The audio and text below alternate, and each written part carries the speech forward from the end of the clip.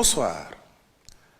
En ce mercredi des cendres qui marque le début du carême, le président de la République a tenu à adresser ses pensées à la communauté chrétienne, tout en exprimant son attachement à un Sénégal uni dans la paix et la concorde. Cette année, le carême et le ramadan coïncident. Une belle illustration de vivre ensemble qui fait la richesse de notre nation.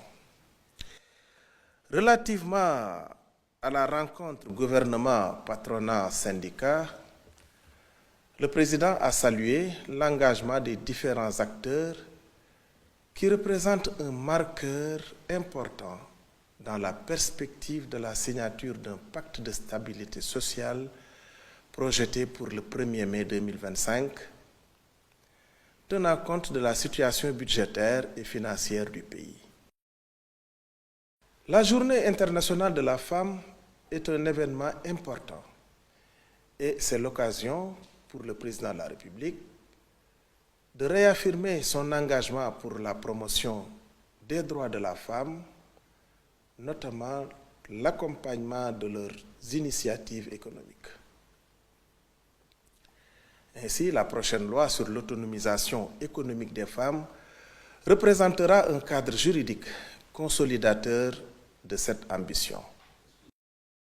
La pêche artisanale est un sous-secteur crucial pour l'économie nationale, notamment en termes de création d'emplois locaux et de génération de devises.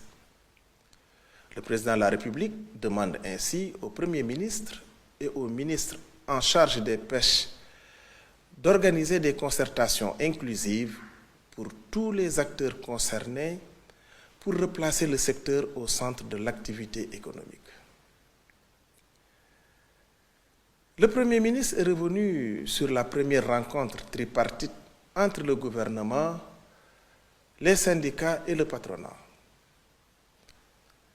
Elle a permis de recenser les préoccupations de partenaires sociaux et au gouvernement de faire le point sur le contexte économique du pays et les accords en cours. Les syndicats ont soulevé des revendications dans plusieurs secteurs, notamment la santé, l'éducation et les collectivités territoriales. Le patronat a insisté sur l'urgence d'apurer la dette intérieure et de renforcer le dialogue public-privé, notamment par la loi sur le contenu local et un projet de loi sur le patriotisme économique. Le gouvernement s'engage à finaliser un pacte national de stabilité sociale d'ici le 1er mai 2025, qui sera l'aboutissement des discussions sociales inclusives au plus tard le 2 avril prochain. En parallèle, le gouvernement accélère les mesures pour réduire le coût de la vie, relancer les chantiers publics, garantir l'équité salariale et régler les arriérés de paiement. Une attention particulière est portée à l'implication du secteur privé dans l'agenda Sénégal 2050 avec des rencontres prévues en avril 2025. Telle est l'économie du Conseil de ce jour. Je vous remercie de votre aimable attention et vous souhaite une excellente soirée.